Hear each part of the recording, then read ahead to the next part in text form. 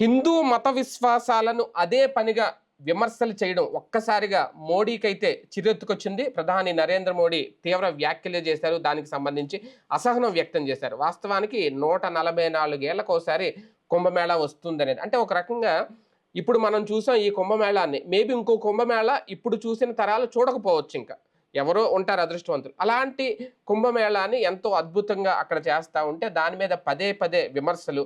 అంటే అసలు విషయాన్ని పక్కకి వెళ్ళిపోతోంది.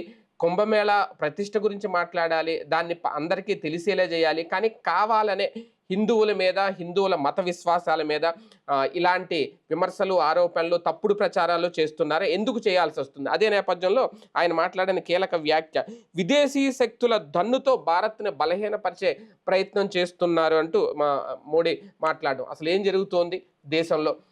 హిందూ విశ్వాసాల మీద కావాలని కుట్రలు చేస్తున్న వారికి విదేశాల నుంచి కూడా వాళ్ళకి సపోర్ట్ దొరుకుతుందా, మద్దతు దొరుకుతుందా? అందుకే ఈ వ్యాఖ్యలు చేశారు. ఇది అంశం మీద చర్చించే ప్రయత్నం చేద్దాం. సార్, ఒకటి అంటే ప్రధానే ఈ తరహా వ్యాఖ్యలు చేయడం అంటే భవిష్యత్తులో ఏదైనా హిందుత్వం గురించి, హిందూ మత విశ్వాసం మీద ఒక బలమైన ప్రమాదం పొంచి ఉంది అనే సంకేతం అన్న కనిపిస్తోంది. ఇక్కడ బేసిక్ కాన్సెప్ట్ ఏంటంటే ఆల్రెడీ హిందుత్వం మీద దాడి ఇవాళ కాదు, శతాబ్దాలుగా జరుగుతూనే ఉంది. ఈ దేశం మీద దండయాత్రలు చేసిన వాళ్ళతో ఒక ఎత్తు అయితే, ఆ తర్వాత ఈ దేశాన్ని పరిపాలించినటువంటి ఫ్రెంచోడు, డచ్చోడు, బ్రిటిషోడు ఇక్కడ ఉన్నటువంటి సంస్కృతి వినాశనానికి చేస్తూనే వచ్చారు ప్రయత్నం. ఆ తర్వాత కాలంలో మన ప్రభుత్వాలు అధికారంలోకి వచ్చాక కూడా తెలివిగా చేసుకొచ్చింది ఏంటంటే మైనారిటీలను బుజ్జగించడం, మెజారిటీలను వేధించడం. అంటే ముస్లిం ఓట్లు, క్రైస్తవ ఓట్లు కావాలంటే హిందువుల్ని కించపరచడం, వెటకారం చేయటం. ఇప్పుడు భారతదేశంలోనే కాదు, ప్రపంచవ్యాప్తంగా కూడా క్రిస్టియన్స్ ఉంటారు కదా.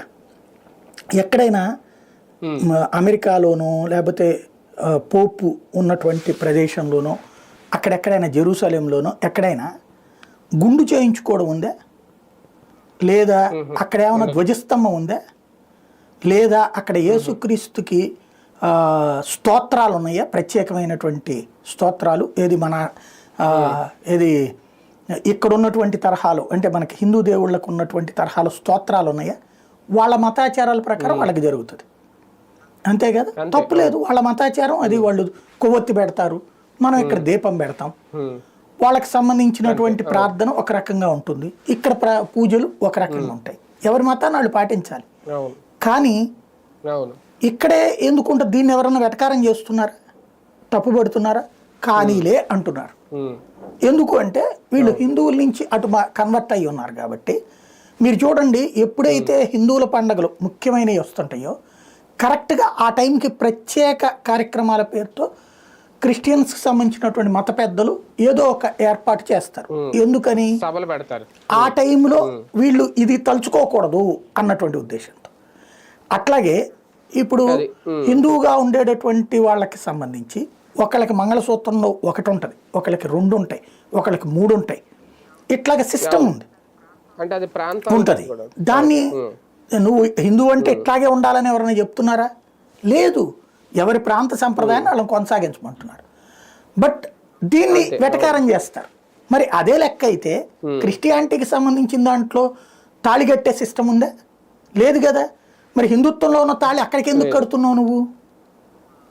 తప్పంటలేదు, కానీ మన సంస్కృతి నుంచి వెళ్ళారు కదా, వాళ్ళు తాళి కట్టించుకోనీలే, అక్కడ కూడా తాళి కట్టించుకుంటున్నారుగా, ఇప్పుడు జరుగుతున్నాయి కదా. అంటే విదేశాల్లో ఉందో లేదు, విదేశాల్లో తాళి లేదు కదా.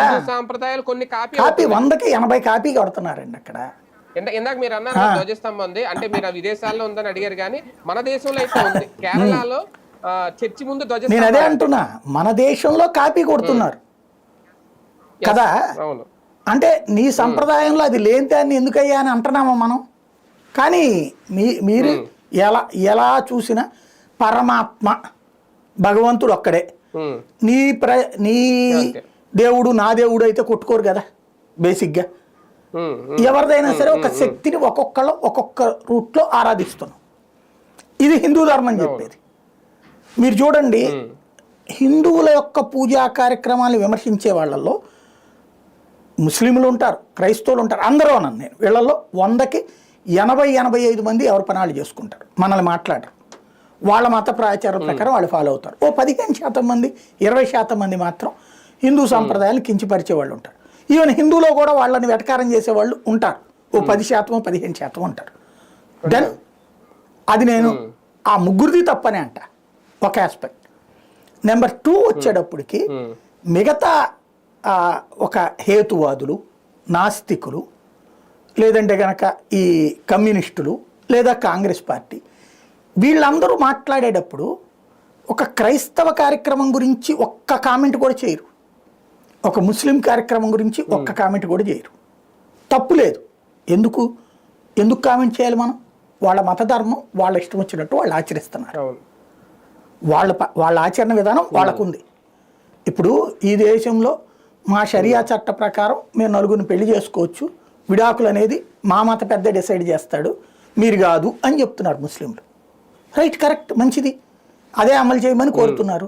మరి అదే షరియా చట్ట ప్రకారం దొంగతనం చేస్తే చేతులు నరికేస్తారు, ఆడవాళ్ళ పట్ల అమర్యాదకరంగా ప్రవర్తిస్తే రాళ్లతో కొడతారు.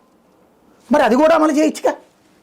షరియా చట్టంలో నీకు కావాల్సింది వరకు ఎందుకు తీసుకుంటున్నావు? దాంట్లో ఉన్నటువంటి రెండో కోడాన్ని ఎందుకు వదిలేస్తున్నావు నువ్వు? ఆ చట్టంలోనే షరియా పద్ధతి ప్రకారం అయితే కంప్లీట్గా అమలు చేయి నువ్వు. అందులో నీకు కావాల్సిన వరకే వాడుకుంటున్నావు నువ్వు, ఇటు వాడట్లేదు. కానీ దీన్ని కూడా ఏమీ గొడవ చేయట్లేదుగా. దీని గురించి ఎవరైనా కామెంట్ చేస్తారా? లేదా ఇప్పుడు మనం చెప్పినటువంటి వాటి గురించి ఎవరైనా కామెంట్ చేస్తారా? ఈ నాయకులు, మనం చెప్పిన సోకాళ్ళు లీడర్ లేదు కదా, అది వాళ్ళ ఆచారం, వాళ్ళ ఇష్టం అంటున్నాం. గుడ్, తప్పులేదు. ఎందుకంటే పరమత సహనం ఉండాలా, పరధర్మ సహనం ఉండాలా. అదే ధర్మ సహనం ఎందుకు హిందువుల దాంట్లో ఉండదు? ఇప్పుడు పెద్ద ఎత్తున ప్రచారం చేసింది ఏంటయ్యా అక్కడ అంటే, కుంభమేళాకి వెళ్తున్నారు. కుంభమేళాకి వెళ్తుంటే రోగం వచ్చేస్తాయి, చచ్చిపోతారు, ఆ నీళ్ళని కలుషితం అయిపోతున్నాయి, అందులోనే మునుగుతున్నారు. ప్రతిసారి పుష్కరాలప్పుడు ఇదే నాకు బాగా గుర్తు. ప్రతిసారి పుష్కరాలప్పుడు పాంప్లెట్లు పంచుతుంటారు కావాలని వచ్చి, దీంతో తిరిగితే అట్ట అయిపోతుంది ఇట్ట అయిపోతుంది. నిజమే అనుకుందాం ఫర్ ఎగ్జాంపుల్. మరి ఈ పాటికి పుష్కరాలకు కొన్ని లక్షల మంది చచ్చిపోవాలి కదా, ఇంకా హ్యాపీగా ఎందుకున్నారు? కోట్ల మంది స్నానాలు చేశారు కదా ఇప్పుడు కుంభమేళాకి. పోనీ వీళ్ళు చెప్పినటువంటి విధంగా అయితే కనుక దేశం అంతా ఏ కలరా లాంటిదో వ్యాపించేయాలిగా, లేదే. అదే వాటర్ని దాంట్లో సైన్స్ కూడా ఉంది, వీళ్ళకి అది అర్థం కావట్లా. ఎప్పుడు జల ప్రవాహం నడిచే చోట ప్రాబ్లం ఉండదు, జలం నిలకడగా ఉన్నటువంటి చోట్ల వీళ్ళు చెప్పింది కరెక్ట్. ఒకే చోట నీళ్లు నిల్వ ఉన్న చోట్ల అది ఉంటుంది సహజంగా కొంత నది అనేది ప్రవహించేది. రెండవది ఏంటంటే ఇంకొకటి, ఈ గంగా జలానికి వీటికి సంబంధించి త్రివేణి సంగమానికి సంబంధించి గతంలోనే పద్మశ్రీ అవార్డు పొందిన శాస్త్రవేత్త ఒక పరిశోధన చేశారు. ఏంటి అంటే సృష్టిలో మీరు పురుగు ఉంటుంది, పురుగుని తింటది కప్ప, కప్పని తింటది పాము, పాముని తినేటటువంటిది ముంగిస, ఇట్లా రకాలు ఉన్నాయి. ప్రతి దానికి సృష్టిలో ఒక లెక్క ఉంది. అట్లాగే ఈ ఇందులో ఉండే క్రిముల్ని, చెడు క్రిముల్ని తినేసేటటువంటి మంచి క్రిములు ఉన్నాయి నీళ్ళలోనే. ఇవి చాలా సీరియస్గా పనిచేస్తాయి, అందువల్లనే ఆ నీళ్లు స్వచ్ఛంగా ఉంటున్నాయి. ఈ విషయాన్ని పరిశోధన ద్వారా కూడా తేలింది, సైంటిఫిక్గా తేలింది. కానీ ఇది ప్రొజెక్ట్ చేయి నీకు చేతనైతే. నిజంగా ఇబ్బంది పడుతుందా చెప్పు, తప్పులేదు. నేనేమంటానంటే ఇప్పుడు నాకు బాగా గుర్తు, ఇదివరకు మనకి తిరుపతికి సంబంధించిన బ్రహ్మోత్సవాలు లేకపోతే ఇంకోటి లేకపోతే విజయవాడ దసరా ఉత్సవాలు ఇట్లాంటి కవరేజ్ అంటే మీడియాకి ఎంతవరకు అవగాహన ఉంది? మీడియాలో ఎక్కువ మంది కమ్యూనిస్ట్ ఐడియాలజిస్టులే ఉంటారు. వీళ్ళు కవరేజ్ ఏమిస్తారు లైవ్ అంటే, ఇక్కడ జరుగుతోంది, ఆ నాయకుడు వచ్చాడు, ఈ నాయకుడు వచ్చాడు. దేవుడు ముందు నాయకుడు ఏంటి, ఎంతమంది వచ్చారు, లేకపోతే భోజనం సరిగ్గా లేదు, ఇక్కడ క్యూ లైన్లో ఇబ్బంది పడుతున్నారు. It is a common thing. Main ఏంటి, దసరా శరన్నవరాత్రి ఉత్సవాల్లో ఈ అలంకారం యొక్క ప్రాశస్త్యం ఏంటి, ఇవాళ చేయబోయే అలంకారం యొక్క ప్రాశస్త్యం ఏంటి, అది ప్రజలకు వివరించు. నువ్వు ముందు ఆ రోజు జరిగే పూజలేంటి ఒకసారి వివరించు. ఆ తర్వాతన నువ్వు ఈ ప్రజా సమస్యలు కూడా మాట్లాడు, తప్పులేదు. ఎక్కువ సమస్యలు ఉందా అదే మాట్లాడు. ఈవెన్ బ్రహ్మోత్సవాలు ఈరోజు ఏ వాహనం సేవ ఉంటుంది, ఆ వాహన సేవ వెనకాల ఉన్న ఉద్దేశం ఏంటి, అసలు బ్రహ్మోత్సవం ఎందుకు జరుపుతారు, ముక్కోటి దేవతలు అక్కడికి ఎందుకు వస్తారు, ఇది చెప్పాలి కదా. ఇది చెప్పి ఆ తర్వాత మిగతాది మాట్లాడు. ఇది తెలియదు చాలామందికి, ఇది అసలు కవరేజ్లు ఉండవు, లేదా అది తెలిసి చేసేటటువంటి వాళ్ళు పాప యూట్యూబ్లో పెట్టుకుని బతికేస్తున్నారు. ఇప్పుడు ఇక్కడ ఏమైపోతుంది, నెగిటివ్ ప్రచారం. అంటే దీన్ని ఏమంటారంటే నాలెడ్జ్ లేకపోవడం వల్ల కూడా సమస్య ఎదురవుతుంది. ఇది ఒక సమస్య ఎదురవుతుంది. ఇంకొకటి ఏమైపోతుంది, మిడిమిడి జ్ఞానం. రెండవది దూషణ పరం దానికి, అంటే ఒక వెటకారం. మీరు చూడండి, హిందుత్వానికి సంబంధించిన ప్రతి దాని మీద ఒక వెటకారం. వినాయకుడి పని ఏడబడితే ఆడేస్తారా, ఇది ఒక కామన్ డైలాగ్ అనమాట మనకి.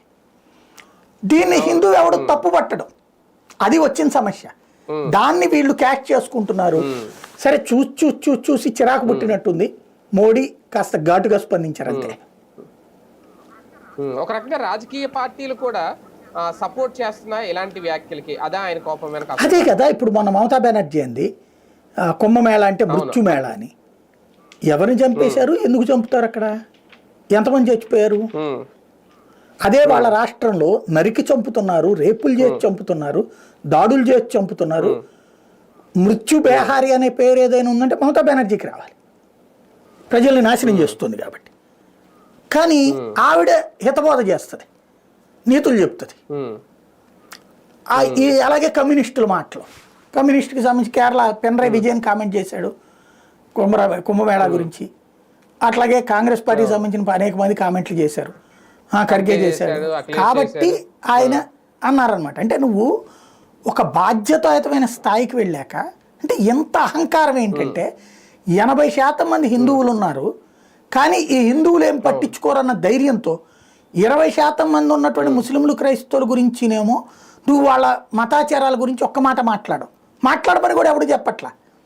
వాళ్ళ దాన్ని సమర్థించు, కానీ దీన్ని వెటకారం చేయడం ఎందుకు, ఎక్కడో ఎందుకు? ఇప్పుడు కొత్తగా కాన్సెప్ట్ ఏం నేర్చారు, హిందువుల మధ్య చీలికలు తేవడానికి ఆ మధ్యన కులాలు తెచ్చారు. ఒకప్పుడు బీసీలు ఎస్సీ ఎస్టీలని తెచ్చారు.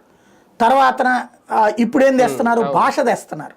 కర్ణాటకలో మహారాష్ట్ర వాళ్ళని కొట్టడం. అలాగే జోక్ ఏంటంటే, కర్ణాటకలో మహారాష్ట్ర వాడు వస్తే కర్ణాటక భాష మాట్లాడట్లేదు, నీ బస్సు మీద కర్ణాటకలో పేరు లేదని చెప్పి, కన్నడ భాషలో లేదని చెప్పి కొట్టారు, రంగులు పూశారు. ఇది చేసింది కాంగ్రెస్ వాళ్ళే. అదే సందర్భంలో మహారాష్ట్రలో అక్కడున్న కాంగ్రెస్ వాళ్ళు కర్ణాటక వాళ్ళ బస్సులు నాపి అక్కడ కొట్టారు. అంటే 2 చోట్ల వీళ్ళే గొడవ సృష్టిస్తారు. తమిళనాడులో కొత్తగా తమిళ భాష ఉంటుంది, ఒక మన ఈ బోర్డుల మీదన తమిళము ఇంగ్లీష్తో పాటు హిందీ ఉంటుంది. హిందీ వాటి మీద బూడిద రాస్తున్నారు, మట్టి రాస్తున్నారు. అంటే ఏంటి, ఈ రెచ్చగొట్టడం భాష ప్రాతిపదికన.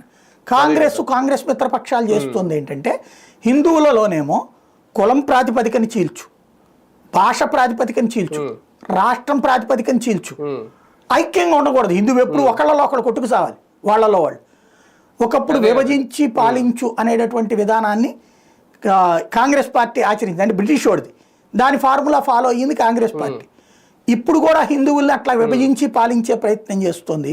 అదే సందర్భంలో ఇతర మతాలని ఐక్యం చేయడం ద్వారా వాళ్ళ ద్వారా లబ్ధి పొందే ప్రయత్నం చేస్తుంది. దాన్నే మోడీ ప్రస్తావించింది.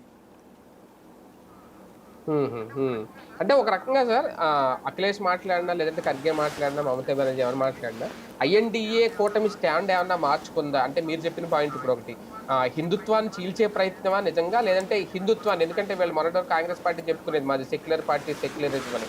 ఇప్పుడు మొత్తం కూటమి స్టాండ్ మార్చుకుని హిందూ వ్యతిరేకిగా ఏమన్నా చలామణి అవ్వాలి? లేదు, వాళ్ళందరూ కూడా ఐఎన్డీఏ భాగస్వామ్య పక్షాలందరూ కూడా సెక్యులరిజం అంటే వాళ్ళ దృష్టిలో ఇదే. సెక్యులరిజంకి మనకి రాజ్యాంగం చెప్పిన పదానికి మనకి ఉన్న ఒరిజినల్ అర్థం ఏంటంటే, పరిపాలనలో మత ప్రమేయం లేని రాజ్యం.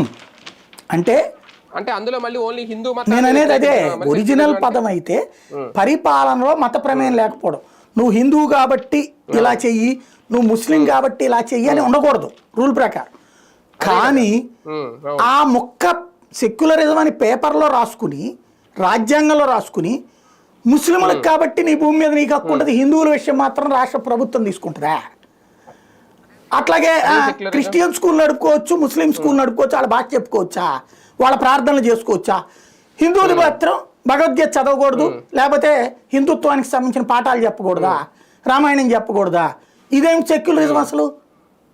వాళ్ళు రాసిన పాఠ్యాంశానికి, వాళ్ళు రాసిన కాన్సెప్ట్కి, కాన్స్టిట్యూషన్లో ఇచ్చిన సెక్యులరిజానికి పూర్తి విరుద్ధంగా దశాబ్దాల నుండి చేస్తున్నారు.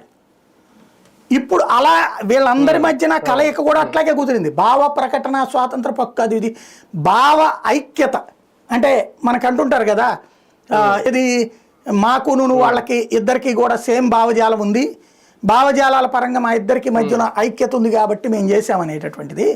వీళ్ళందరూ కూడా యాంటీ హిందుత్వవాదులు. వీళ్ళందరూ కూడా హిందుత్వాన్ని కేవలం ఒక దాన్ని ఏమంటారు, కాసేపు వెళ్ళి దండం పెట్టుకొచ్చుకునేటటువంటి ఒక కార్యక్రమం కింద చూస్తారు. ఒకసారి గుడికి పోతే చాలు, వీళ్ళు పుణ్యాత్ములే. అదే సందర్భంలో హిందువుల్ని కులాల వారీగా, వర్గాల వారీగా చేల్చాలి. ముస్లింలు క్రిస్టియన్స్ని ఐక్యంగా ఉంచితే వాళ్ళు ఇద్దరు కలిపితే 20 నుంచి 30% ఓట్లు ఫిక్స్డ్గా ఉంటాయి. ఇంకో 10% హిందువుల్లో మన కులం పేరుతో సాధించేసామంటే మనం అధికారంలోకి వచ్చేస్తాం. ఎందుకంటే ఓట్లలో 30% మంది వేయరు కదా, వేసే 70%లో 40% వీళ్ళు వచ్చేస్తే మనకు అయిపోయినట్టే కదా. ఇది వీళ్ళ ఎత్తుగడ ఏళ్ళ దశాబ్దాలుగా నడుస్తున్నది. ఇది ఒక రకమైన కొత్త లేదు, దశాబ్దాల నుంచి నడుస్తుంది. ఇప్పుడు కాస్త హిందూ చైతన్యం రావడం వల్ల ఇది చర్చకు వస్తుంది. ఇదివరకు చర్చకు కూడా వచ్చేది కదా, అది అంతే.